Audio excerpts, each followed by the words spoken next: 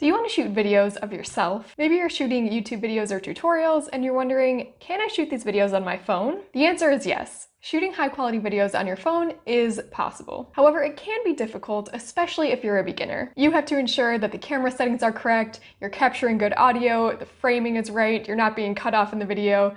All of that and more, all while also being in front of the camera. That's why in today's video, we're going to take you through 7 tips to help you capture the best possible videos of yourself on your smartphone. I'm Teresa with InVideo, and today we're talking all about filming yourself. Let's get started.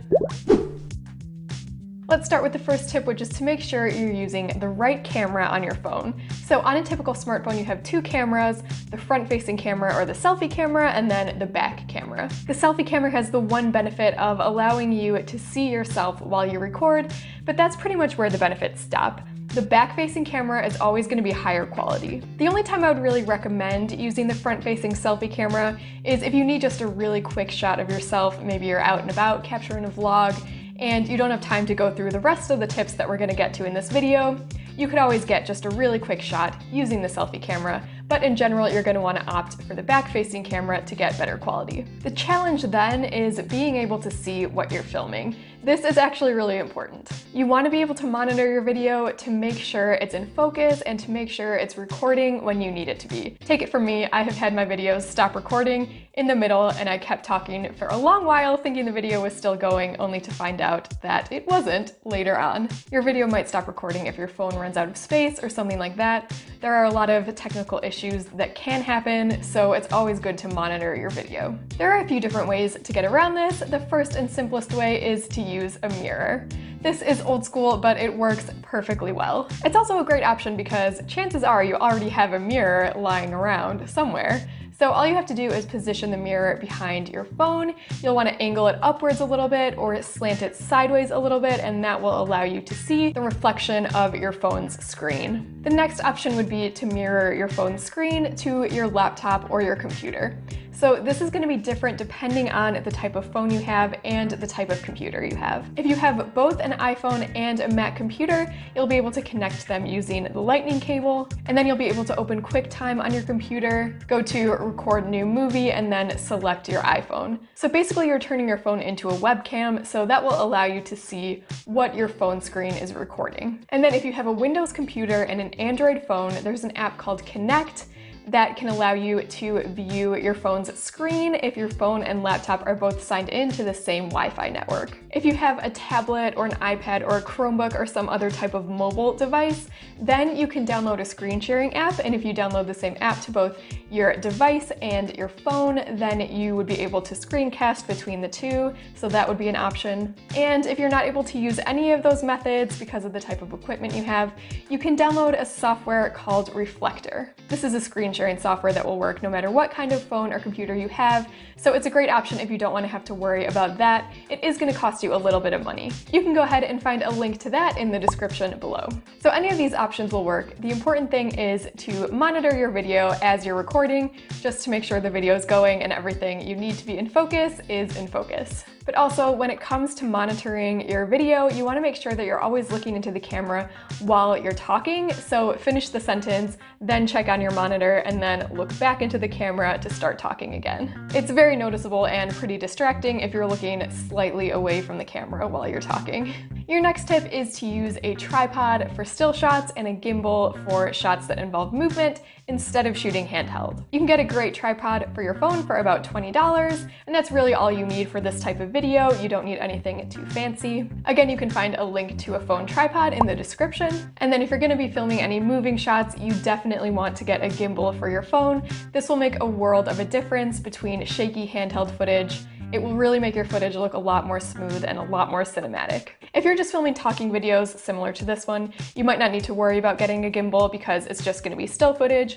But if you're going to be filming B-roll, or if you're going to be filming vlogs that have a moving camera, you definitely want to look into getting a gimbal to stabilize your footage. The Hoem 3-axis gimbal is a great option for a mix of affordability and function. Again, you can find the link to that in the description. Tip number 3 is to make sure you get your video composition position right. The first thing you want to think about is the orientation of your shot. Are you going to be filming in portrait or landscape? If your video is going to be going on YouTube, you're going to want to film it horizontally or landscape mode. And if it's going on TikTok or Instagram, you're going to want to film it vertically or portrait. And if you're not sure where it's going to go, what I usually do is film it horizontally, but leave enough space to crop it in later if I need to. So basically you need to get a pretty wide horizontal shot. You also want to think about headspace when you're composing a shot. So you always want to leave a little bit of space between the top of your head and the top of the frame, and you want to make sure the top of your head is never being cut off at all. It's actually a pretty easy mistake to make. But you also want to make sure there's not too much space. You can pretty much just eyeball this one and see what looks good. And you want to make sure that your phone is level with your face. You don't really want to shoot from above or from below at all. So this is where your tripod comes in handy to make your life a lot easier. You can just make those small adjustments to make sure that your face is right level with your phone. Next, you want to set up your background. So for a video like this where you're just talking to the camera, it's always a good idea to put some visual intrigue in the background. So you're going to want to steer clear of blank walls. However, you also don't want to have too much in the background because then it just ends up looking distracting. So I have just a few things behind me, as you can see, like a lamp and a computer screen. These are all pretty big objects. You want to steer clear of having a lot of small objects and instead go with a few bigger objects. You also want to make sure there's a lot of depth to the shot, so pull your chair as far away from the wall as you can. Alright, the fourth tip is to use manual camera settings. So every phone comes with a built-in camera app, but that app doesn't usually give you a lot of control over your focus, your shutter speed, your aperture, your ISO, and all those things that you could control on an actual camera. So what you're going to want to do is download an app. There are a lot of apps available in any app store that will allow you to access those settings on your phone's camera. Really, any of these apps that say Pro Camera or manual mode or something like that should work. And then go into your app of choice, and you're going to want to set your frame rate to 24 frames per second and your shutter speed to 1/50. That's kind of the standard for video. You want your ISO to be as low as you can possibly make it while still having a nice, well-lit shot. The higher your ISO, the grainier your image is going to be, but ISO is a good option if you don't have a ton of light available. When it comes to focus, most phones are actually pretty good at autofocus, especially if they have a face that they can recognize. So autofocus is a pretty good option if you're recording yourself. However, if you want to just really make sure that the focus isn't going to change in the middle of the video, you're going to want to set that to manual. So then to set your focus, you'll need to have some object in the spot where you're gonna go, maybe a pillow or something like that, and then just tap the screen to focus on that and then lock that focus in. Then when you sit down in the chair, the focus should stay the same and you should be in focus. The next tip is to make sure you're properly lighting your videos. Most smartphones today come with very powerful high quality cameras. But if you don't have good lighting in your videos, even with those high quality cameras, you're not gonna get those professional looking shots. The simplest method for lighting is to use natural light. So if you're gonna shoot outdoors, you can shoot at golden hour, which is the hour before sunset, or right after sunrise. That's when the sun provides the most ideal lighting for videos. It's a nice soft light as opposed to the harsh sunlight that you might get if you shot closer to noon. And then if you're shooting indoors, you basically can just set up in front of a window. This is a great option because it's free. However, there are a lot of downsides. It's unreliable, it changes all the time, and you might not have a ton of it available to you, especially if you live in an apartment with only one window like I do. So I would recommend picking up a few LED video lights. The standard guide for artificial lighting is to use a 3-point setup.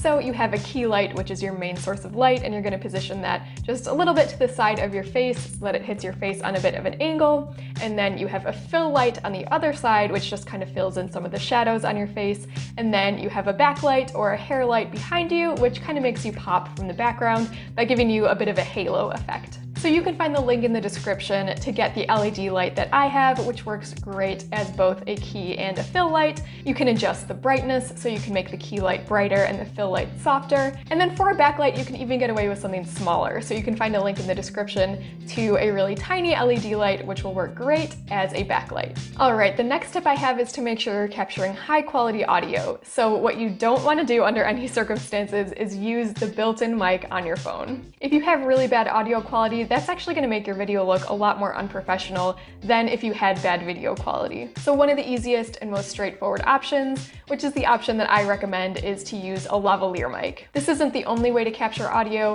A lot of people use shotgun mics, but in my experience, using a lavalier mic is the easiest and most foolproof way to record your audio for a talking video. I think they work great for any setting. They're great for a talking video like this one. They're also great for vlogs because then you ensure that the microphone is always really close to your face and capturing even audio levels. Again, shotgun mics are definitely a possibility, but then you run into the issue of changing audio levels if you're moving around a lot, and the issue of not really picking up the audio very well if you're far away from the mic. Lavalier mics are also very affordable. I use one that I got for $13, which I'm using right now, and as you can hear, the audio quality is very good. You can find a link to that in the description. So you can go ahead and plug the mic right into your phone, and then you'll have the audio and video all in one file.